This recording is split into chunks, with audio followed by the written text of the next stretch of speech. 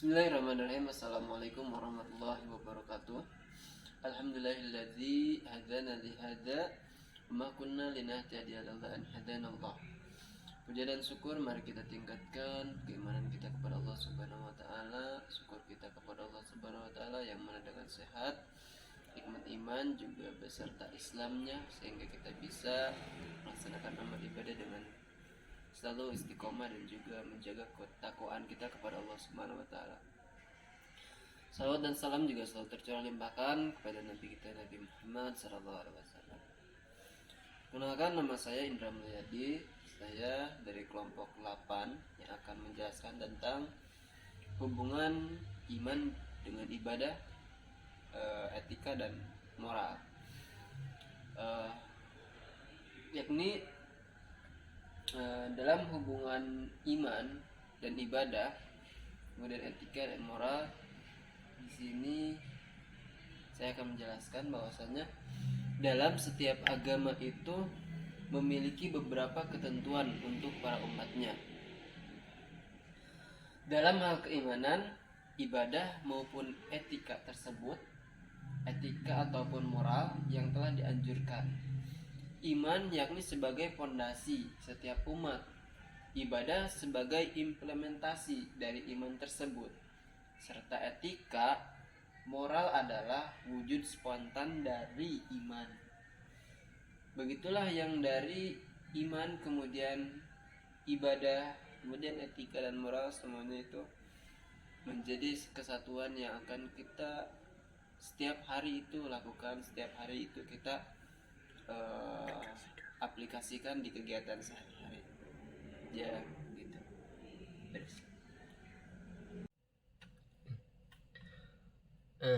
Nah, yang pertama yang akan dibahas yaitu tentang iman. Jadi teman-teman, apa sih itu iman? Apa pengertian iman itu? Menurut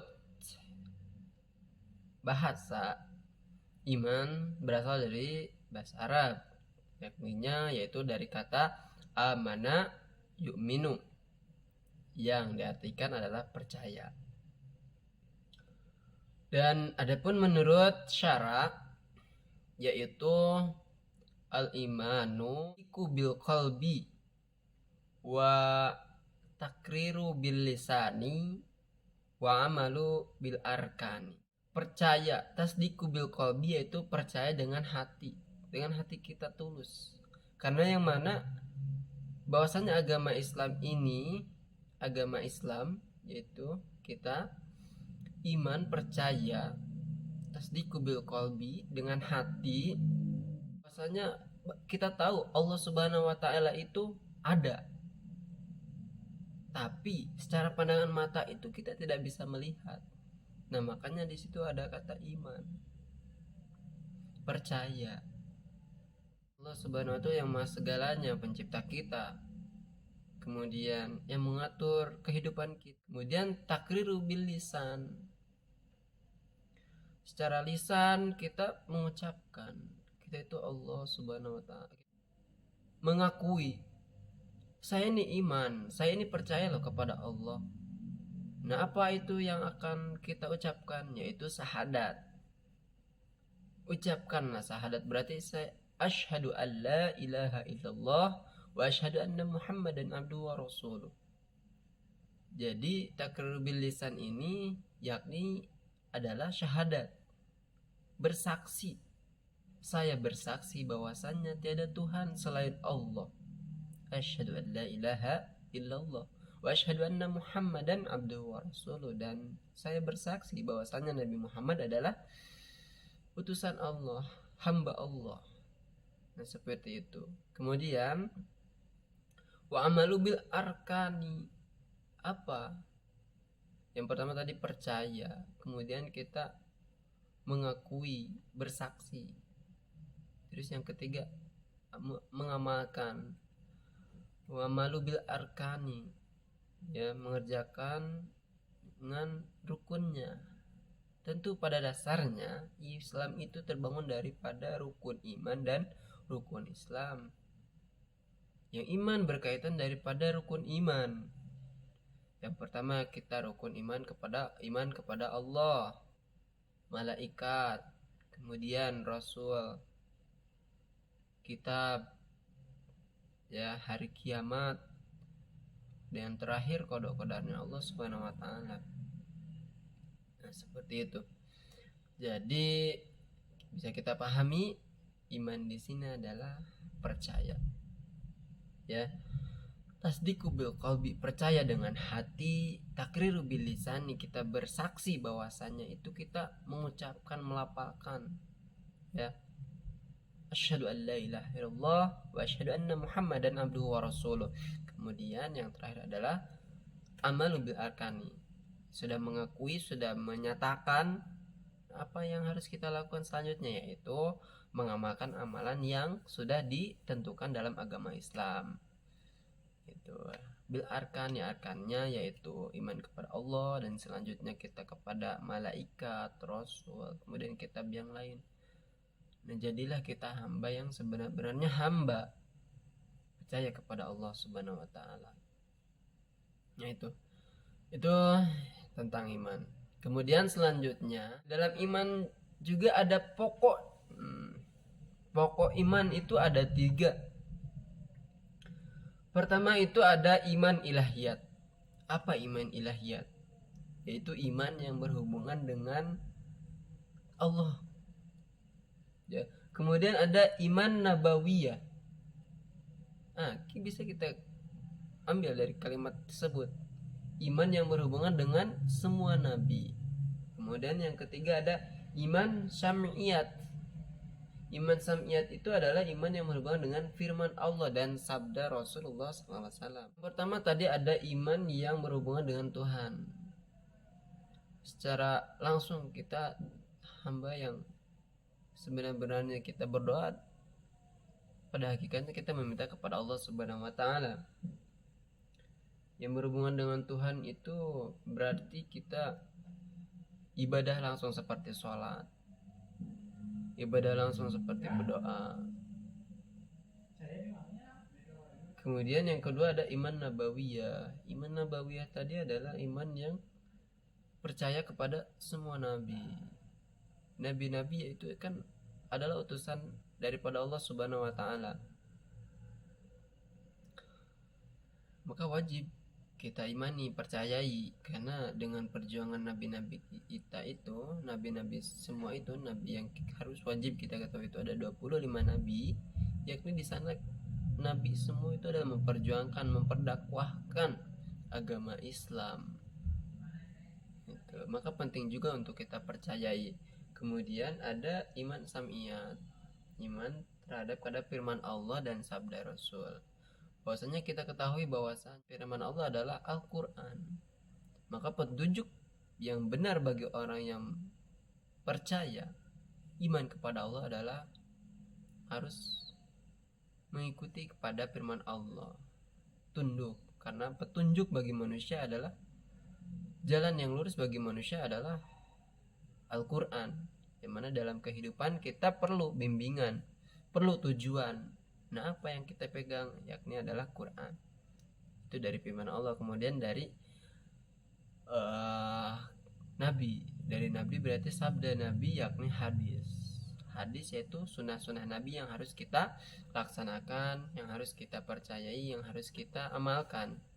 Karena yang kita ketahui adalah bahwasanya Nabi kita, Nabi Muhammad SAW, adalah pemberi syafaat bagi kita kelak di yaumul kiamat.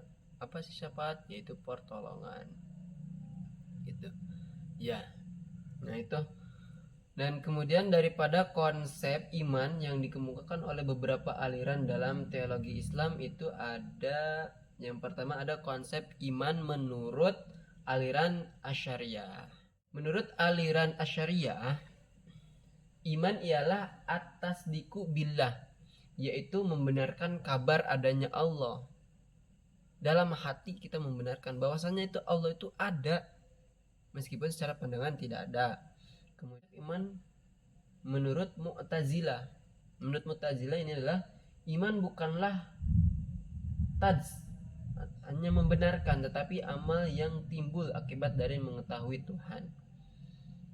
Jadi bukan hanya membenarkan bahwasanya Allah itu ada, tapi sudah membenarkan bahwasanya Allah itu ada, nah timbullah akibat amalan kita itu, apa yang kita lakukan setiap hari, apa yang kita lakukan dalam kegiatan dimanapun dan kapanpun, itu Allah akan mengawasi kita gitu.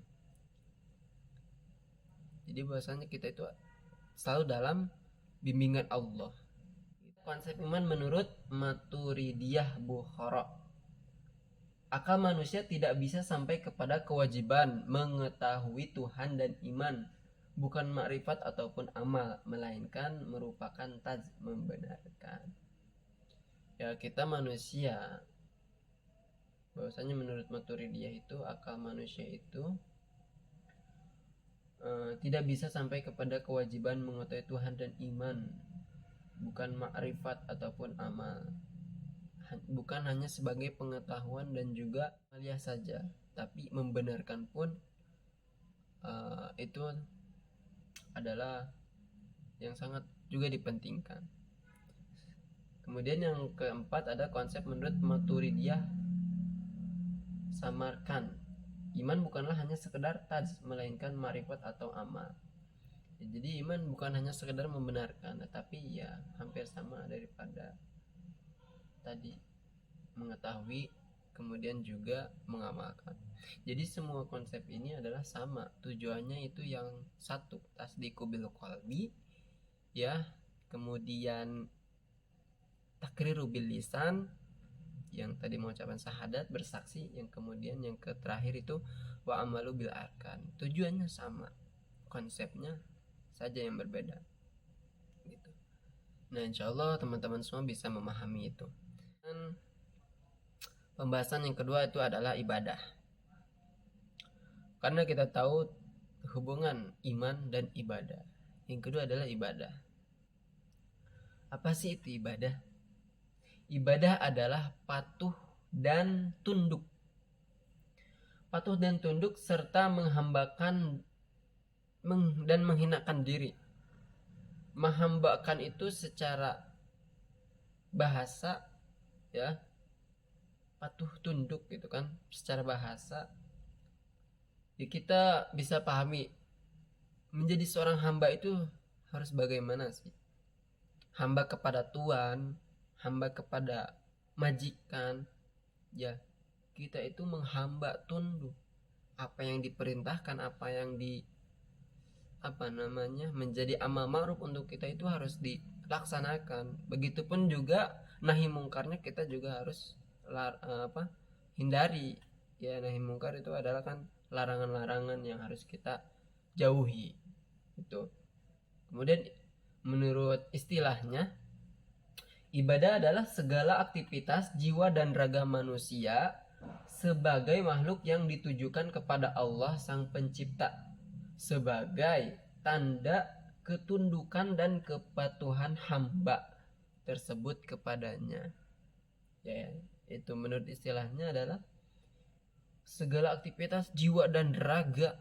Jiwa raga kita itu adalah seorang hamba yang menghamba kepada Allah. Ya, apa yang diperintahkan Allah, apa yang diamal ma'rufkan untuk kita semua, kita wajib untuk mengikutinya. Gitu. Ya, itulah sebagai ibadah. Ibadah bisa diintisarikan adalah amal, suatu bentuk penjiwaan, pengkarakteran manusia adalah seorang hamba.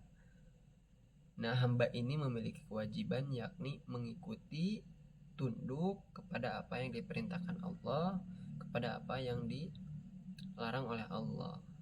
Nah, itu termasuk daripada ibadah. Nah, ini disebut ibadah.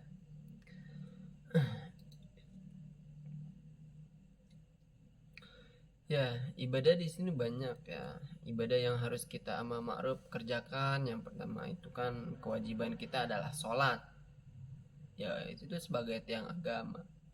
Kemudian di bulan hari ini kita melaksanakan saum Ramadan, itu merupakan amal ma'ruf firman Allah Subhanahu wa taala yang dalam Quran surat Al-Baqarah ayat 183. Ya ayyuhallazina amanu kutiba alaikumus syiyam kama kutiba alal ladzina min qablikum la'allakum tattaqun. Jadi bisa dikaitkan bahwasanya hubungan iman dan ibadah itu bersatu. Dalam ayat ini, ya ayyuhallazina amanu, wahai orang-orang yang beriman. Ya iman tadi kita katakan dari awal. Kutiba alaikumus syiyam, diwajibkan kepadamu untuk berpuasa. Diwajibkan yang mana itu bentuk dari amal ma'ruf, perintah Allah Subhanahu wa taala kepada manusia, kepada hamba untuk bisa melaksanakannya. Bagaimanapun caranya itu wajib untuk diikuti. Kama kutiba 'alal ladzina min qablikum la'allakum tattaqun, sebagaimana telah diwajibkan atas orang-orang sebelummu agar kamu bertakwa. Yaitu, jadi seruan ayat ini kepada orang-orang yang beriman. Kenapa untuk kepada orang-orang yang beriman? Tidak mungkin untuk kepada orang-orang kafir. Orang kafir mana ada percaya kepada Allah. Jadi iman di sini ya tadi itu. Kita sudah mempercayai Allah, kita sudah secara dasar tidak hanya mempercayai, sudah mempercayai, bersaksi, sudah bersaksi kita mengamalkan. Nah, itu yang dimaksud ya ayyuhallazina amanu, kemudian kutiba alaikumussyiyam. Disinilah daripada bentuk ibadahnya. Kutiba alaikumussyiyam, diwajibkan saum. Saum ini termasuk kepada ibadah. Ibadah berarti termasuknya itu adalah amal ma'ruf, kewajiban. Yang mana kan ibadah itu adalah bentuk tunduk, patuh kepada perintah Allah Subhanahu wa taala. Ya, insyaallah teman-teman semua paham atas apa yang saya bicarakan ini. Itulah antara hubungan iman dan ibadah. Ya, hubungan iman dan ibadah. Kemudian nanti selanjutnya tentang etika ataupun moral yang akan dijelaskan oleh Rika Febrianti, kelompok kita ya, kelompok 3 dari ilmu kalam ini, dan juga kesimpulannya. Nah, itu saja yang bisa kita sampaikan. Saya Indra Mulyadi, mohon undur diri, yang akan dilanjutkan oleh Rika Febrianti. Pada Rika Febrianti, silahkan. Di sini saya akan melanjutkan penjelasan mengenai hubungan iman, ibadah, dan etika atau moral. Adab etika dalam Islam. Sebenarnya apa sih itu etika? Etika adalah suatu tindakan seseorang terhadap orang lain di mana dan bagaimana ciri moral atau kebiasaannya dalam berperilaku sehari-hari. Nah, adapun contoh-contoh adab atau etika dalam Islam. Contoh yang pertama yaitu cintailah saudara kita sebagaimana mencintai diri sendiri. Kita harus bisa menyayangi saudara-saudara kita. Kita jangan sampai berperilaku egois dan mementingkan diri sendiri sehingga kita mengabaikan saudara kita. Contoh yang kedua, muliakanlah tamu dan tetangga. Jika ada tamu yang datang ke rumah kita, hendaklah kita menyambutnya dengan baik dan dengan ramah. Kita juga harus bisa menjaga atau menghormati tetangga kita, menjaga omongan kita, berperilaku baik kepada tetangga kita. Jangan sampai kita menyinggung perasaannya tetangga kita. Contoh yang selanjutnya, berbuat baiklah kepada temanmu. Kita harus bisa berbuat baik kepada teman kita, sekalipun teman kita itu tidak terlalu dekat dengan kita, tetap kita harus berperilaku baik dan menghormatinya. Contoh yang selanjutnya yaitu, tolonglah saudaramu yang sedang kesulitan. Jika ada saudara kita yang sedang membutuhkan dalam hal finansial misalkan, hendaknya jika kita mampu, kita harus segera menolongnya, jangan sampai kita membiarkannya. Contoh yang selanjutnya yaitu, balaslah kejahatan orang lain dengan kebaikan. Jika ada orang yang berbuat jahat kepada kita dan menyinggung perasaan kita, hendaklah kita itu harus membalasnya dengan kebaikan. Jangan sampai kita membalasnya dengan kejahatan lagi. Mudah-mudahan dengan kebaikan kita, hati dia itu tergerak untuk memperbaiki dirinya. Contoh yang selanjutnya yaitu berbicara kebaikan. Nah, kita itu misalkan jangan hanya membicarakan keburukan orang lain saja, sedangkan kita melupakan kebaikan-kebaikannya dia, dan hanya yang dilihat kita itu keburukannya saja. Jangan, kita harus juga membicarakan kebaikan-kebaikannya dia. Nah, untuk yang selanjutnya yaitu kontroversi iman, ibadah, dan etika atau moral. Fenomena saat ini, etika seorang muslim mulai berbelok. Misalnya banyak terjadi pada anak-anak remaja saat ini.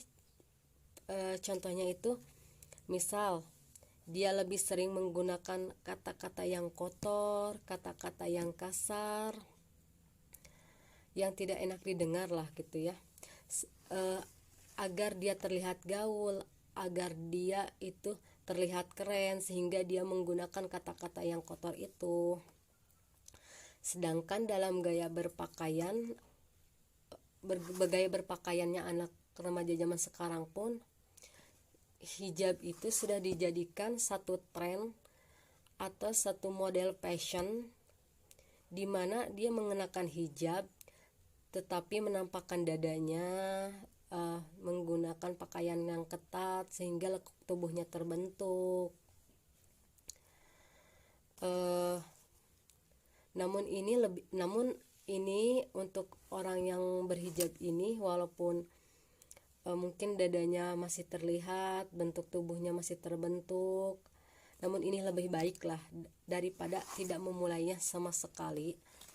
Kemungkinan bisa saja ini meningkat ke dalam ketaatan dia, dan dia bisa memperbaikinya dengan memulai memakai baju yang agak sedikit longgar, lama-kelamaan hijabnya dikebawahkan sampai menutup dada.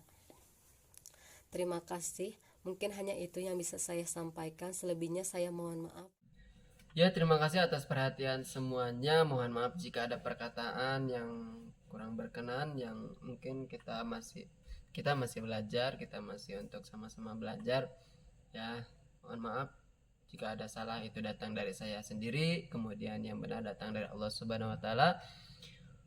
Terima kasih atas perhatiannya. Syukran. Wabillahi taufiq wal hidayah wa ridha wal inayah.